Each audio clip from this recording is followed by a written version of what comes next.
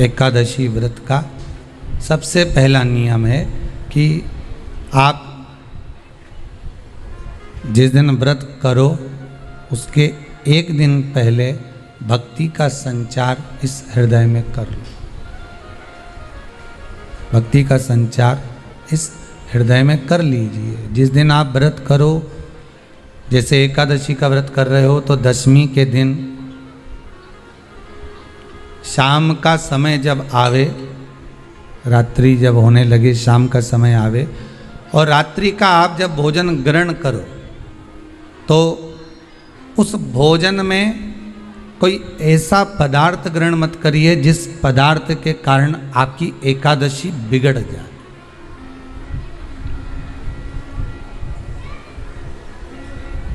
कोई बेकार भोजन हमें ग्रहण नहीं करना, श्रेष्ठ भोजन ग्रहण करिए दशमी के दिन।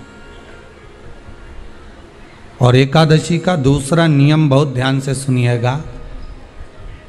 जिस दिन आपकी एकादशी का व्रत हो उस दिन प्रयास करिएगा कि अपने हाथ से किसी भी वृक्ष की कोई पत्ती टूटे ना।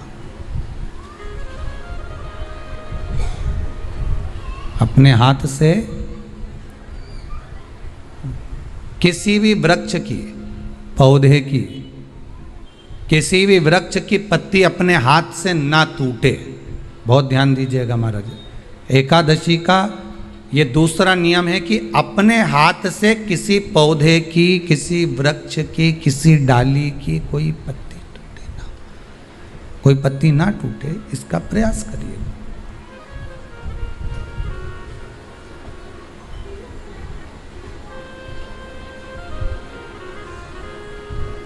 कितना सुंदर व्याख्यान कहा है, कितना सुंदर वर्णन है महाराज कि मात्र एकादशी का व्रत कर लेने पर, मात्र एकादशी का व्रत कर लेने पर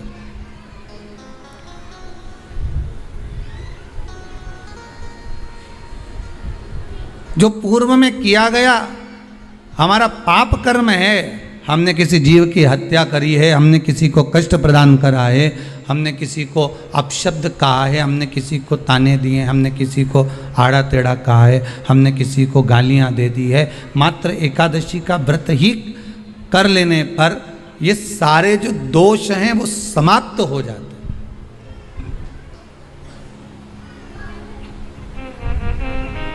सारे दोष हमारे समाप्ति पर आ जाते हैं।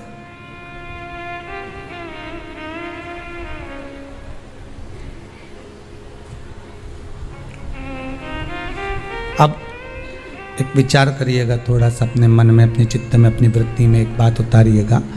एक अपने मन में एक बात को उतार कर रखिएगा कि आप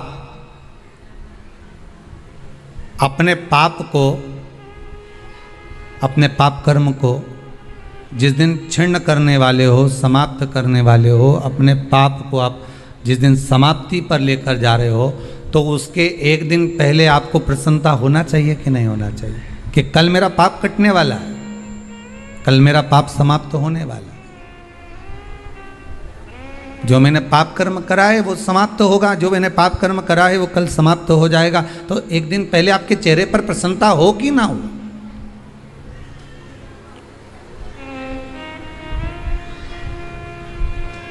और चेहरे पर वो प्रसन्नता आपके आना चाहिए कि कल मेरा एकादशी का व्रत है, आज दशमी है, कल एकादशी का व्रत है, तो कल मेरी जब एकादशी का व्रत रहेगा तो मेरा ना जाने कितना कितना पाप, कितना असत्य, कितना झूठ, कितना प्रपंच वो समाप्त हो जाएगा। इसमें मुझे प्रसन्नता हो, इसमें मुझे आनंदता हो।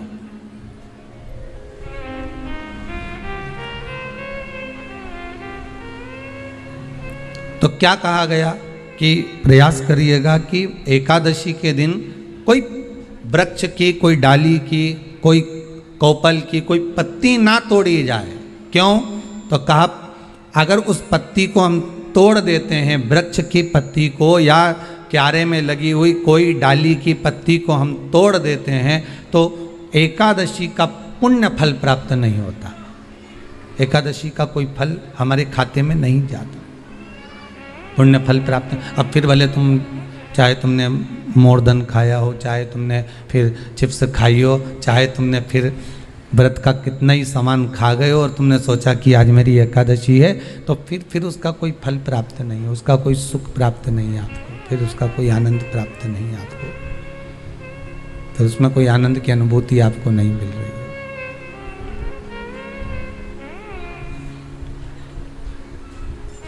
फिर उसमें कोई फल की प्राप्ति आपको नहीं हो रही। आस्था चैनल के माध्यम से जितने भी एकादशी करने वाले हैं और चतुर्थी का व्रत करने वाले हैं, बहुत ध्यान से आज की कथा सुनना कि एकादशी का आपसे आपके बच्चे पूछेंगे, मम्मी हम भगवान विष्णु का दर्शन करते हैं, हम राम जी का दर्शन करते हैं, हम कृष्ण भगवान का दर्शन करते हैं, हम भवानी माता का दर्शन करते हैं, हम शंकर जी का दर्शन करते हैं, हम सारे देवी देवताओं का दर्शन करते हैं, पर ये एकादशी माता तो कभी नजर ही नहीं आती। पूछेंगे कि नहीं पूछेंगे कि तुम जिस एकादशी का व्रत करते हो, इनका जन्म कहां से हुआ, कहां जन्मी थी?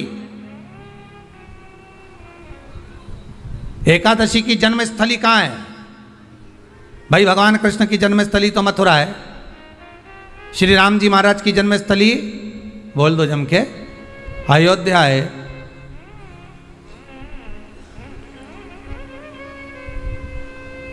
कोई आपसे पूछ ले कि एकादशी की जन्मस्थली कहाँ है, तो आधे लोग तो बाल खुजाने में लग जाएंगे कि एकादशी आखिर पैदा कहाँ हुई थी, जन्म कहाँ लिया था, इसका जन्म हुआ कहाँ था, कहाँ जन्मी थी ये।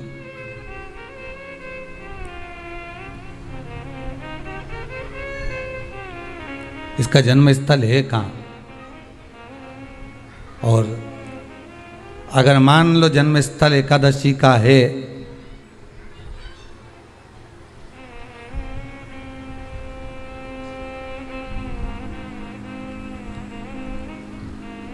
और एकादशी अगर जन्मी है, उसका जन्म हुआ है और दुनिया के लोग इतना व्रत करते हैं, उपवास करते हैं, तो फिर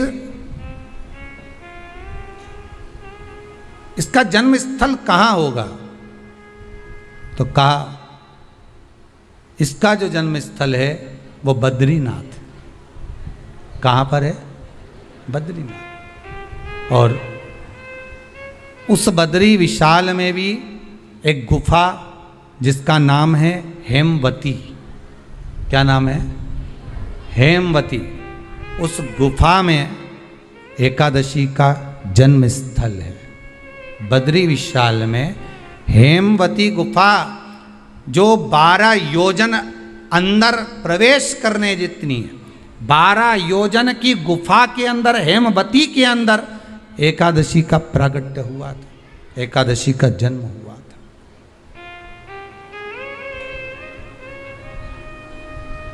अब तो बता सकते हो ना कि कोई पूछे कि राम जी का जन्म अयोध्या में हुआ, भगवान कृष्ण का जन्म मथुरा में हुआ, और कोई पूछ ले आपका जन्म कहाँ हुआ, था अपन कह सकते ना सीहोर में हुआ हमारा।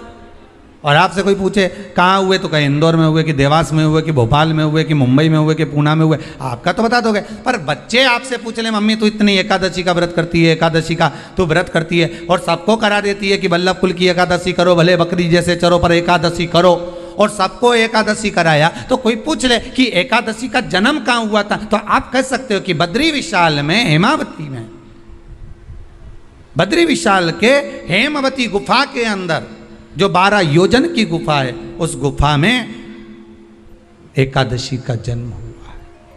कब हुआ?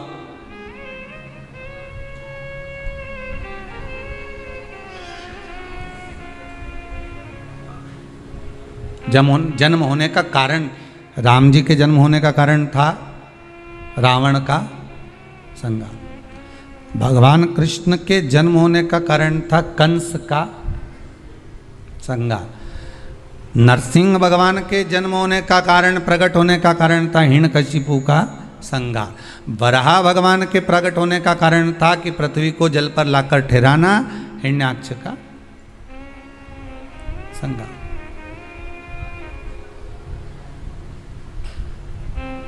तो फिर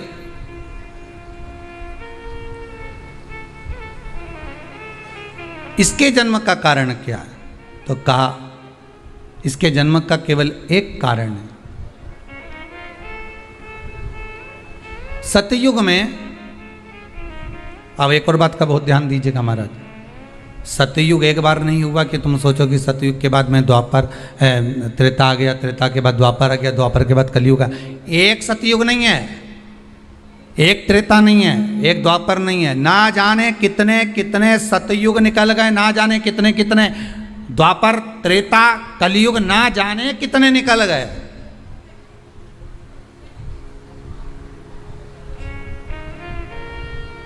और आप और हम जैसे भी इस पृथ्वी पर ना जाने कितने, अरे जम के तो बोलो, निकल गए।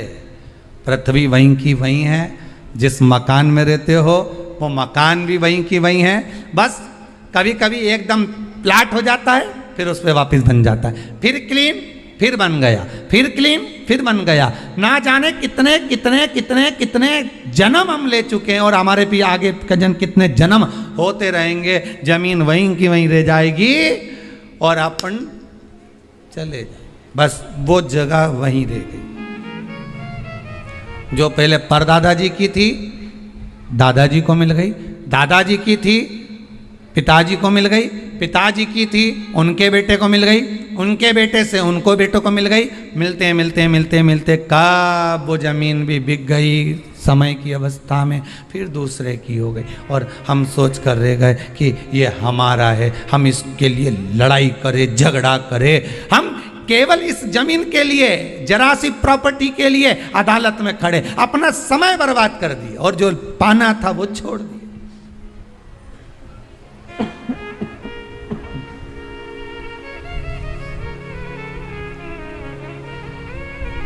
जो पाना था वो छोड़ दिया हमने।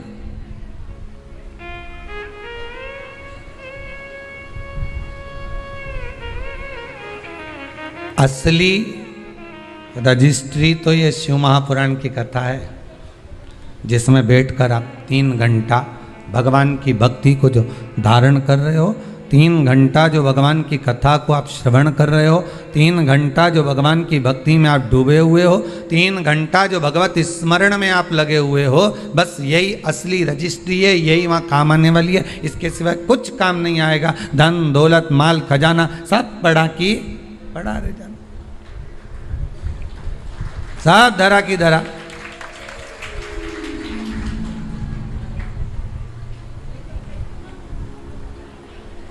रह गया। वो एक लाइन आप लोग स्मरण करते होंगे, सज धज के जिस दिन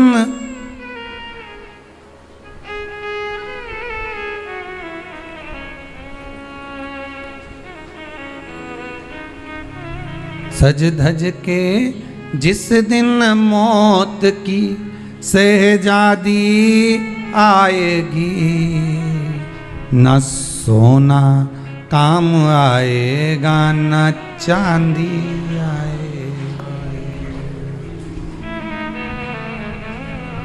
अलमारी में धरा की धरा रह जाएगा, लॉकर में पड़ा की पड़ा रह जाएगा। लॉकर में पड़ा की पड़ा है, अलमारी में धरा की धरा है। कपड़े भी सारे घड़ी बने की बने रहे, कपड़े भी धरे की धरे रह गए और सब पड़ा रह गया। कि छोटा सा तू कितने बड़े अरमान हैं तेरे, मट्टी का तू सोने जैसे मान है तेरे। मट्टी की काया एक दिन मट्टी मिल जाएगी, न सोना काम आएगा न चांदी आएगी, न सोना काम आएगा न चांदी आएगी। सज धज के जिस दिन मौत की सहजादी आएगी, ना सोना काम आएगा ना चांदी आएगी, ना सोना काम आएगा ना चांदी आएगी। सब पड़ा रह जाएगा, धरा की धरा रह जाएगा, सब पड़ा की पड़ा रह गया, जीव चला गया। झगड़ा करा, लड़ाई करी, विवाद करा, खूब झगड़े पर मिला क्या? इतनी सी जमीन है, इतनी।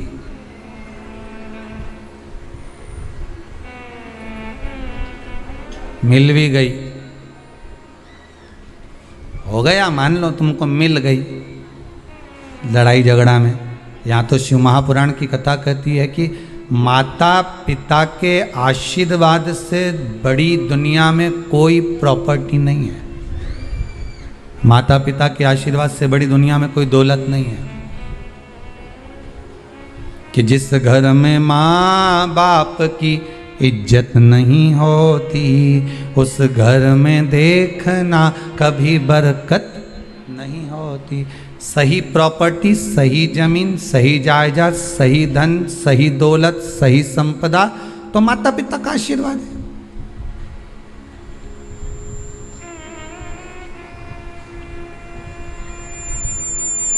सही दौलत तो वही है, सही जायदाद तो वही है।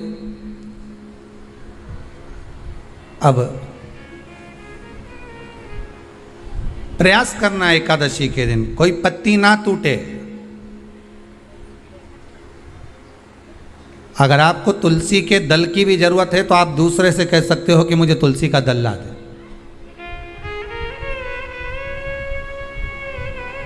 पर मेरे हाथ से मैं किसी को कष्ट ना दूं।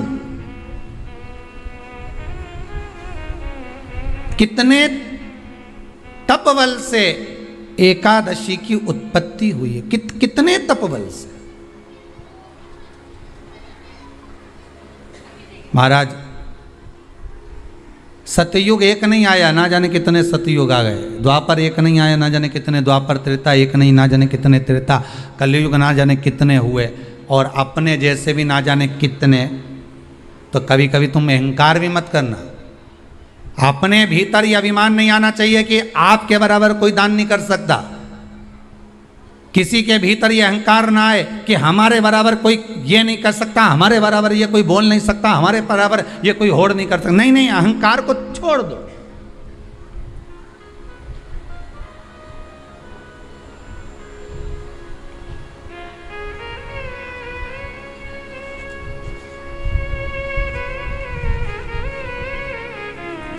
इस भारत की भूमि पर, इस भारत माता की गोद में अगर वीर भी जन्मे तो ढेर वीर जन्मे। कोई एक नहीं, कोई एक सोचे कि मेरे बराबर कोई और नहीं कर सकता। नहीं नहीं, ना जाने कितने।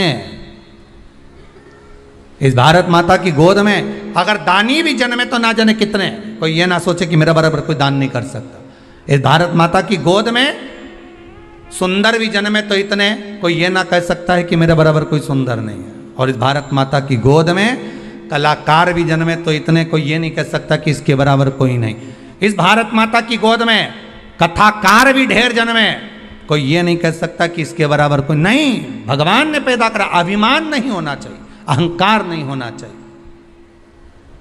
ना जाने कितने हों।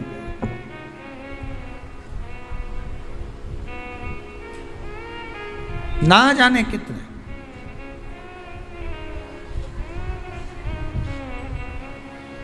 बस हो सकता है सतयुग, त्रेता, द्वापर, कलयुग भी जो अनेक हुए हैं तो हम भी अनेक होंगे। हम भी ना जाने कितने होंगे। सतयुग की कथा है। सतयुग में एक नाड़जंग नाम का एक असुर हुआ। देखिए, एकादशी के जन्म की कथा शायद आपने जिंदगी में कभी सुनी ना सुनी जीवन में, पर इस जीवन में मनुष्य की देह प्राप्त कर कर अगर आप शंकर की शिव महापुराण की कथा सुन रहे हो तो एक एक संवाद को अपने जीवन में उतार कर रखना। जिससे कई माताएं कहती है गुरुजी पहले हम ये चीज नहीं जानते थे, पर आपसे श्रवण कर कर ही तो कुछ मिलेगा।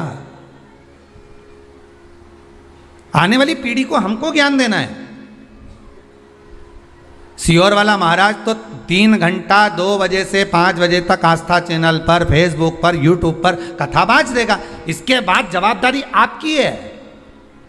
कथा सुनने के बाद जवाबदारी आपकी है कि आपके बच्चों को शाम को भोजन कराते समय, आप रात्रि को अपनी बहन से बात करते समय, आप रात्रि को अपने रिश्तेदारों से बात करते समय उनसे भी प्रश्न कर सकते हो। क्यों आज तूने कथा सुनी थी? आज अपने एकादशी के जन्म की कथा सुनी कि एकादशी कब पैदा हुई, एकादशी का जन्म कब हुआ, कौन सी जगह पर जन्मी थी। अपने को मालूम था कि राम जी कहाँ जन्मे, अपने को मालूम था भगवान कृष्ण कहाँ जन्मे, अपने को मालूम था नरसिंह भगवान कहाँ जन्मे, पर अपने को एकादशी का जन्म कहाँ हुआ ये नहीं मालूम था। आप अपनी बहन से, अपने रिश्तेदारों से बात कर सकते हो।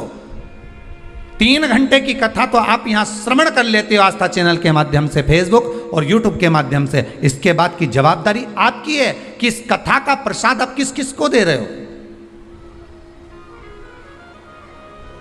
आप कथा का फोन लगाकर किस किस को बोल रहे हो कि 2 बजे से 5 बजे तक कथा आ रही है? सुनो, व्रत शिव महापुराण की कथा है। व्रत उपवास जो अभी तक करते आए हैं उसी को सुन रहे हैं कि अब कैसे करना चाहिए। करते तो आए पर उसको करना कैसे। कहां जन्म ले लिया तो कहा महाराज बद्रीनाथ।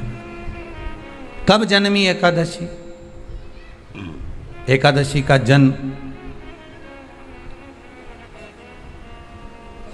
कब हुआ तो कहा एक नाड़ा जंग नाम का सुर था, राक्षस, जिसके पुत्र का नाम था मुर। क्या नाम है? मुर। मुरदैत्य। ये मुरदैत्य इतना विशालकाय था, इतना विशालकाय था, रहने वाला चंद्रावती नगर का था। कौन से नगर में रह रहा था? चंद्रावती नगर। बड़ा विशालकाय।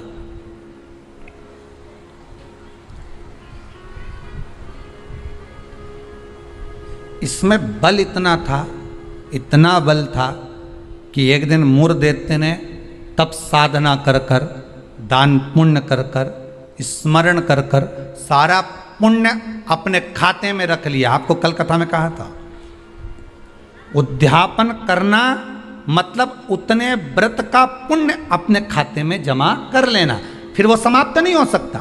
उस पर सील ठप्पा लग गया मतलब ये प्रॉपर्टी तुम्हारी हो गई। उद्यापन करना मतलब ये इतने व्रत तुम्हारे खाते में चले गए। अब ये व्रत तुम किसी को ना तो कहीं जा सकते हैं ना छिन्न हो सकते, क्योंकि उसका तुमने उद्यापन कर दिया, उस पर सील ठप्पा लग गया, उसकी रजिस्ट्री हो गई, वो आपका हो गया।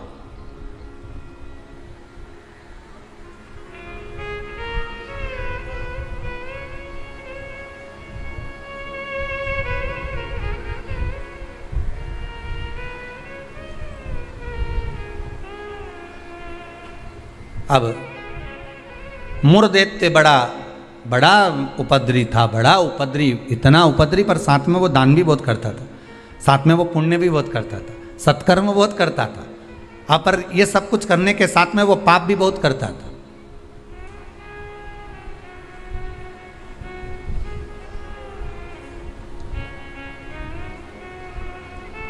बहुत पाप करता था, पुण्य के साथ में पाप भी बहुत करता था। होता है व्यक्ति पुण्य के साथ में पाप कर भी देता है। शंकर जी के मंदिर में लोटा भर के पानी चढ़ाने गया और मन में विचार कर कर गया, बताओ अपने आप को कैसी इत्र आ रही है। दूसरे को देख के अपन तुरंत उसी समय पे पाप कर दिया। बताओ अपने आप को कितनी इत्र आ रही। अरे अरे वो इतरा रहे, इतरान दे, तू तो अपना शंकर जी के जल चढ़ाने, हरि ओम बोलने, नमः शिवाय बोलने अपने घर जा। तेरे को क्या करना कि इतरा रही ने कहीं कर रही, वो करे करना। तुम तो शंकर जी भजो, शिव नाम जपो, शंकर का स्मरण करो और भगवान का भजन करके अपने घर जाओ बस। पर मुरदैत्य पुण्य भी करता था तो पाप बहुत करता था। इतना पाप कर्म था, इतना पाप कर्म था कि वो घबराए नहीं, बस पाप ही पाप में लिप्त हो जाए। समय आया, एक बार ये मुरदैत्य पहुंच गया अमरावती। अमरपुर भगवान वैकुंठ अधिपति के उस भवन में, जहां 33 कोटि देवता सदा विराजमान रहते हैं, ऐसे सुंदर आनंद में भगवान के धामों में पहुंच गया। और जिस इंद्रलोक में जाता तो इंद्र को पकड़कर जमीन पर फेंक देता। अब बहुत अच्छे से सुनिएगा महाराज, देवता ऊपर जब युद्ध करते थे और युद्ध के मैदान से नीचे गिरते थे तो मृत्यु लोक में नहीं आते थे। कहाँ नहीं आते थे? मृत्यु लोक में। पर मुर दैत्य इतना बलवान था कि देवताओं को जब पकड़कर फेंकता था तो किसी लोक में नहीं जाते थे, मृत्यु लोक में ही जाते थे। अब बल देखिए कितना प्रबल होगा। कोई लोक नहीं, ऊपर से फेंका तो डायरेक्ट नीचे।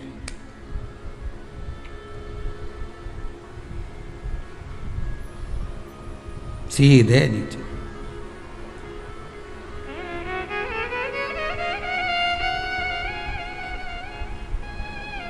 जितने लोक उतने देवता, और जितने लोक उतने देवता। अब इसने सोचा इतने सारे देवताओं को अलग अलग गिराने कब तक जाऊंगा, तो इसने क्या करा, आज चढ़ गया सारे लोकों पर, और लोकों पे चढ़कर जो नृत्य करना प्रारंभ करा, जम जम के नाचना, तो सारे लोक हिलने लगे। और जितने उसमें 33 कोटि देवता रह रहे थे सब मृत्यु लोक में गिर गए। अब सारे लोक में किसका राज्य हो गया?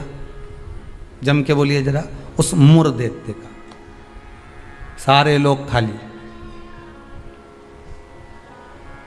मुर दैत्य का राज्य।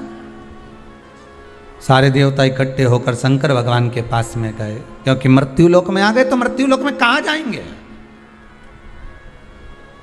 आपको पहले भी कथा में कहा, मृत्यु लोक में जन्म हुआ है आपका।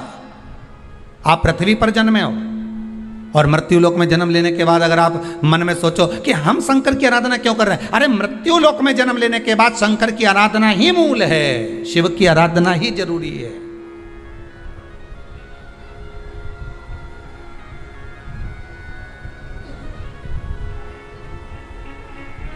कहां जाएं, किससे कहें?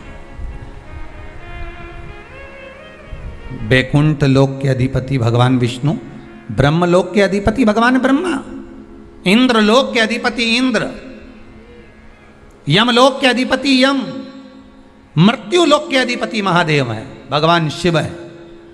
और अगर आप मृत्यु लोक में रह रहे हो तो आपके जीवन में अगर दुख है, तकलीफ है, कष्ट है, रोग है, बीमारी है, तकलीफ में हो तो शंकर की शरण में जाइए। सारे 33 कोटि देवताओं का चरित्र एकादशी के जन्म की कथा कर रही है, पद्म पुराण की कथा कर रही है, स्कंद पुराण की कथा कर रही है, शंकर की पावन कथा कर रही है कि देवता जब मृत्यु लोक में आ गए और मृत्यु लोक में आने के बाद उनको जब कष्ट हुआ, किसी देवता के पास नहीं गए, सबसे पहले शंकर जी के पास गए, क्योंकि जो करीब में होता है उसी को पुकारा जाता है। एक बहू पूना में रह रही है और एक बहू तुम्हारे साथ में रह रही है, और तुम्हारा पेट दुखे या चक्कर आ रहे हैं तुमको, तो क्या पूना वाली को फोन लगा के बोलोगी बहुत चक्कर आ रहा है?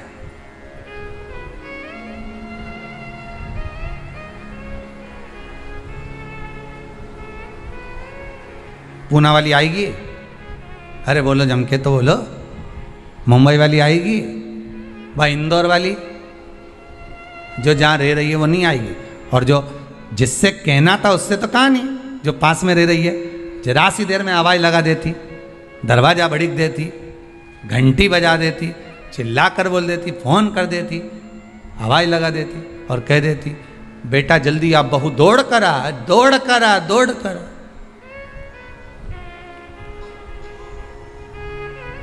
बोलो आती कि नहीं आती? कितना भी झगड़ा हो, कितनी भी लड़ाई हो गई हो, तो भी किसी को तकलीफ में है तो ऐसी कोई बहू नहीं होती जो दौड़ कर ना आए। तकलीफ में होगी, भले कितना भी झगड़ा कराओ, कितनी भी लड़ाई करियो, कितना भी विवाद हो, दौड़ के आ गए। और आई तुरंत, क्या हो गया मम्मी? बस मेरे को चक्कर आ रहा है। अब तुमने पूना वाली को बुलाया, इंदौर वाली के बुलाया, बड़नगर वाली के बुलाया, ने पीपरठौन वाली के बुलाया, ने नीमच वाली के बुलाया, सब क्या बुलाया तुमने, पर तुमने उसको नहीं बुलाया जो पास में थी।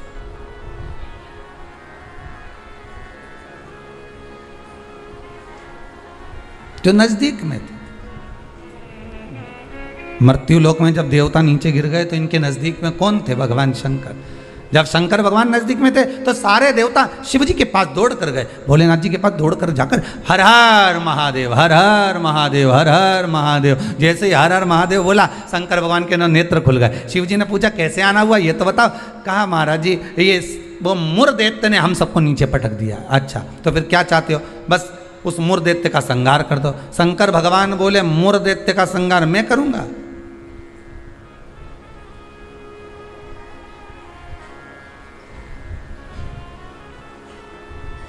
मैं नहीं कर सकता।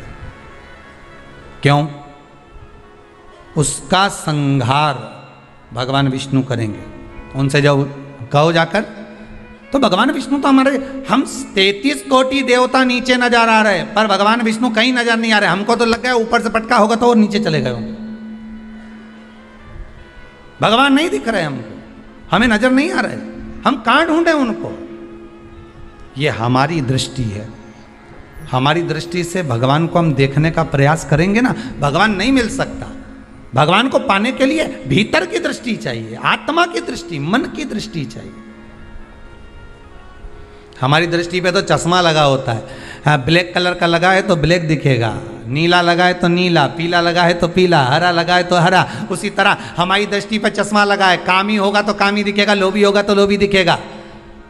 चोर को चोर नजर आता है, साहूकार को साहूकार नजर आता है, बेईमान को बेईमान नजर आता है, ईमानदार को ईमानदार नजर आता है, धर्मात्मा को धर्मात्मा नजर आता है, पुण्यात्मा को पुण्यात्मा नजर आता है। साहूकार को साहूकार दिखेगा, ईमानदार को ईमानदार दिखेगा, ढोंगी को ढोंगी नजर आएगा, पापी को पापी नजर आएगा, कपटी को कपटी नजर आएगा। आप जैसा चश्मा लगाए होगे सामने वाला व्यक्ति वैसा नजर आएगा। आप अपनी आंखों का इलाज अच्छा करवाओ, सामने वाला व्यक्ति अपने आप ही अच्छा नजर आने लगेगा, अपने आप। हमारी सास तो हमेशा हमारा बुरा ही सोचती है। सास बुरा नहीं सोचती, चश्मा गड़बड़ हो गया। समझ गए? अरे बोलो तो, समझ गए ना? चश्मा गड़बड़ हो गया मतलब दृष्टि गड़बड़ हो गई। हमने देखा हमारी सास हमारा बुरा सोचती है, मतलब बुरे हम हैं, हम सोच रहे हैं बुरे। अगर अच्छा सोचते तो कह देते हाँ है तो सास ना, इन्होंने मेरे पति को जन्म दिया है, और मेरे पति को जन्म दिया। जब पति इतना प्रेम से मेरे से व्यवहार करे तो सास क्यों व्यवहार खराब करेगी? अरे बोलो तो, करेगी। जब पति तेरे लिए जेब में भर के गजक लाए, कुरकुरा लिया है, चिप्स लिया है, तब तूने एक बार भी नहीं किया कि बताओ मेरा क्या जो, तो कहे पति अच्छा है पर सास बुरी। नहीं नहीं, दृष्टि हमारी बुरी है, उसमें हमें सामने वाला व्यक्ति गलत नजर आ रहा है। हम अच्छा देखना प्रारंभ कर देंगे ना तो हमको अच्छा मिलने लगेगा। बुरा जो देखन में चला और बुरा न मिला कोई, कौन मिला फिर बुरा? ये मन।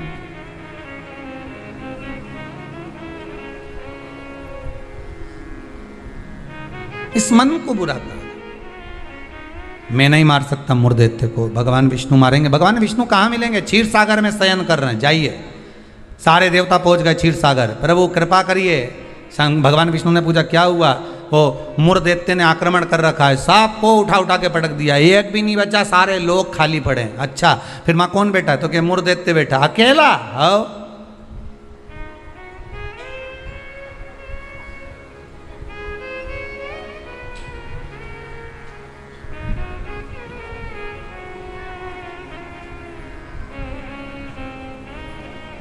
वो अकेला बैठा है। हाँ, भगवान विष्णु बोले आप चिंता मत करो, चलो चलो हमारे साथ। चंद्रावती नगर पर सारे 33 कोटि देवता आक्रमण कर दो। शंकर भगवान तो मुस्कुराने लगे। एक मुर्दैत्य के लिए 33 कोटि देवता अपना अपना लोक छोड़कर आ रहे हैं युद्ध करने के लिए। विचार करिएगा जरा। एक व्यक्ति की हस्ती मिटाने में, एक व्यक्ति की हस्ती मिटाने में ना जाने कितने लग जाते हैं नीचे गिराने में, ना जाने कितने।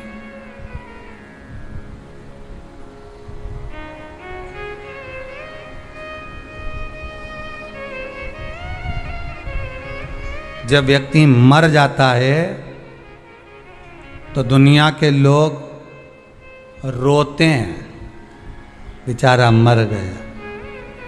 और जो मर गया उसको वापिस जिंदा कर दे भगवान तो फिर खो जाते हैं, फिर उठ गया, वापिस उठ गया।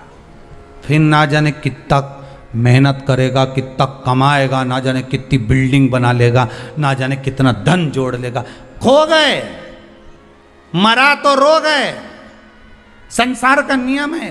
एक व्यक्ति की मूर्धदेत्य की मात्र हस्ती को मिटाने के लिए सारे आ गए, पर 33 कोटि देवता 15 मिनट नहीं लगे मूर्धदेत्य को। 15 मिनट में मूर्धदेत्य ने सारे देवताओं को हिला दिया, भाग गए। सारे 33 कोटि देवता भाग गए। तब भगवान विष्णु अकेले युद्ध के मैदान में थे, अकेले युद्ध के मैदान। और अकेले भगवान विष्णु जब युद्ध के मैदान में युद्ध प्रारंभ करा, भगवान ने उठाया सुदर्शन चक्र और भगवान ने उठाकर सुदर्शन चक्र को फेंका। मूर्धदेत्य के जितने जितने असुर थे, जितने राक्षस थे, सबका संहार करने के लिए फेंका। फेंक तो दिया, सारे जितने असुर थे वो मर भी गए, पर मूर्धदेत्य इतना प्रबल था कि उसने एक फूंक मारी, सबको जीवित कर दिया। भगवान विष्णु आश्चर्य में पड़ गए, गजब गजब। ये एकादशी के जन्म की कथा है।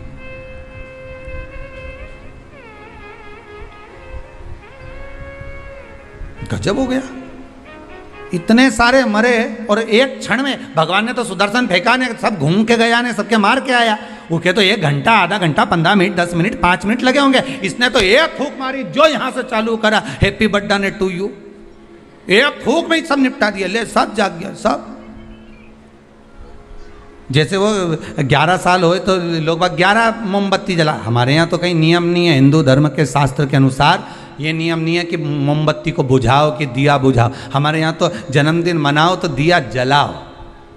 और पहले बात तो जन्मदिन मनाओ तो पहले सोच के मनाओ कि 14 साल के हो गए, मतलब भगवान के करीब जाते जा रहे हैं, करीब। 35 साल के हो गए, मतलब 36वें में लग गए, उसके और करीब पहुंच गए।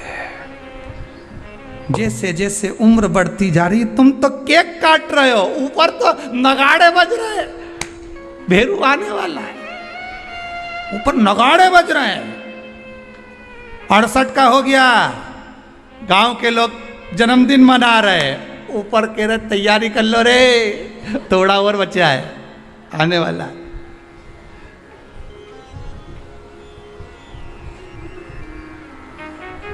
कई लोग पूछते हैं तो गुरुजी क्या हम जन्मदिन नहीं मनाए? हमने कहा मनाओ। तो आप तो ऐसा बोलते हो। हमने कहा जन्मदिन मनाना मतलब हम तो समझ जाते हैं कि ये जन्मदिन इसलिए मना रहे हो क्योंकि तुम्हें खुशी है भगवान के पास जाने की, इसलिए मना रहे हो कि अब हम भगवान के और करीब हो गए, हम और करीब हो गए, हम और करीब हो गए। अरे जन्मदिन आता जाए तो विचार करते जाओ कितने साल निकल गए। ना राम नाम लीनो ओ तूने भरी जवानी में, तो डूब के मर जा रे चुल्लू भर पानी में। अरे काय जन्मदिन मनाओ तो विचार करिए कि हमारा जन्मदिन हम क्यों मना रहे हैं, किस लिए मना रहे हैं, कहाँ जा रहा है, हमारा समय निकले चले जा रहा है। ना राम गाए, ना कृष्ण गाए, ना शंकर का स्मरण करा, यूं ही गवा दिया। और बच्चा कुचा था तो जन्मदिन आदि रात को मेन रोड पे गाड़ी को खड़ा करके बोनट पे केक रख के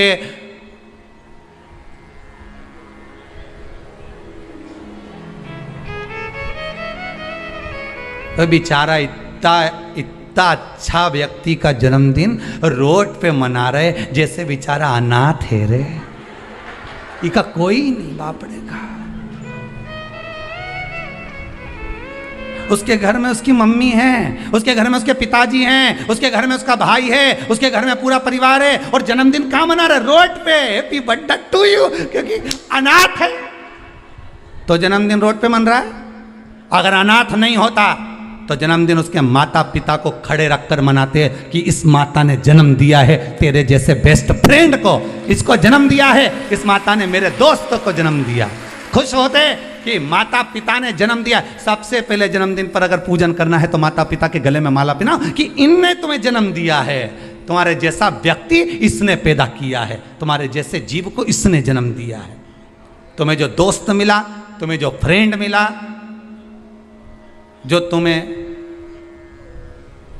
समझ गए, भेरू के भेरवी ने भेरवी के भेरू मिल गया। तो जिसने जन्मदिन की खुशी उनके सामने मना।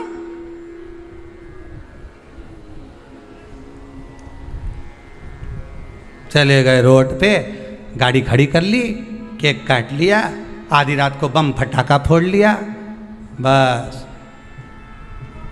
क्या मतलब? वो अनाथ नहीं है, वो अनाथ नहीं है। उसके सिर पर उसके माता पिता का हाथ।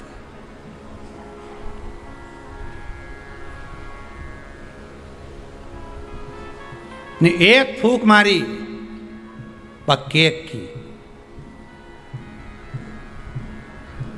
सारी मोमबत्ती बुझा दी, और इस मुर्देत ने एक फूंक मारी ने जितना गिरा पड़ा था नहीं सबके जगा दिया एक ही में।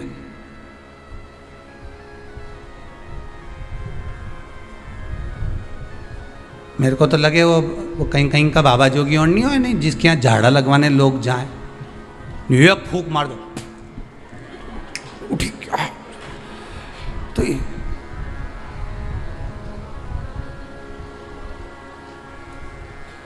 देखा, एक फूंक में उठ गया। तो जो उठा उससे पूछा कितना समय से बीमार पड़ा था ने? महाराज जी ने एक फूंक मारी ने उठ गया। वो बोला फूंक से उठा नहीं हूं, महाराज जी के मुंडा में ऐसी बदबू आई रही थी, एक बार में उठ गया। इसलिए भगा, ये दूसरी मार देगा फूंक तो निपटी जाऊंगा, तो मैं जाऊं। और के कह गया महाराज जी के कान में, कहीं पायरिया की कहीं बीमारी बीमारी तो नहीं है मुंडा में? फूक में छूट।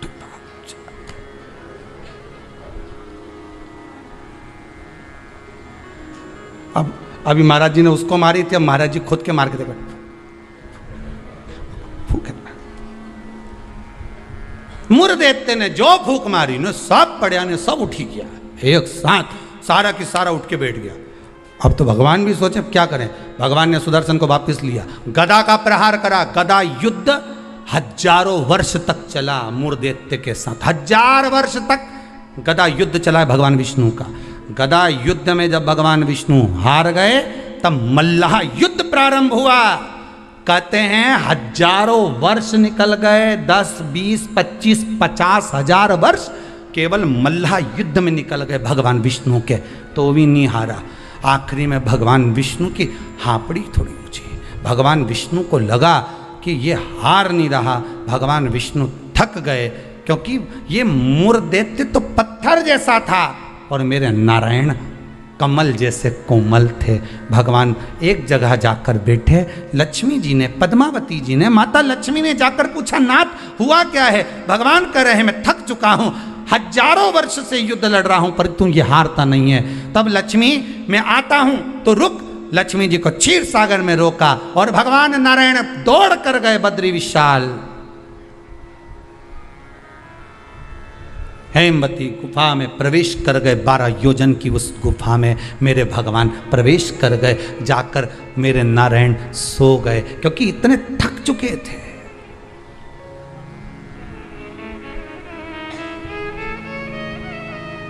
इतने थक गए थे।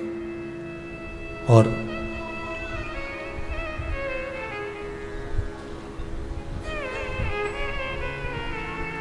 इतने थक गए भगवान, इतने थक गए, सो गए। मुर्दैत्य भगवान के पीछे पीछे दौड़ कर आया कि आखिर ये जा कहाँ रहे हैं। ये जा कहाँ रहे? मूर्धैत्य ने विचार करा, आज भगवान भाग कर कहाँ जा रहे हैं मुझसे? केवल वो काल्यावन को देखकर भगवान युद्ध का मैदान छोड़कर नहीं भागे थे, यहाँ मूर्धैत्य को देखकर भी भगवान युद्ध का मैदान छोड़कर भागे थे। भगवान का नाम था रणछोड़ राय। कहाँ जा रहे हैं, किस जगह जा रहे हैं? जा रहे हैं। चले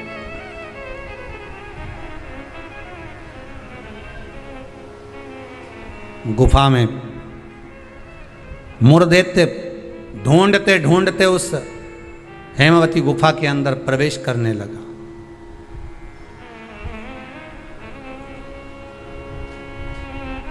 वहां पर हेमवती गुफा में जैसे ही प्रवेश करा, उस समय पर पाप पुरुष, कौन सा पुरुष है? पाप व्यक्ति का जो पाप होता है, जब वो पुण्य वाली जगह पर जाता है, सत्कर्म वाली जगह पर जाता है, तो उसका जो पाप पुरुष है, उसका जो पाप है, वो उसके सामने आकर खड़ा हो जाता है। बहुत ध्यान देना, क्यों कहते हैं कि मंदिर जाओ, क्यों कहते हैं तीर्थ जाओ, क्यों कहते हैं सत्संग में जाओ, क्यों कहते हैं कथा स्मरण में बैठ जाओ, क्यों कहते हैं? हमारा जो पाप है वो हमसे, जैसे ही हम तीर्थ गए, जैसे ही हम भजन में गए,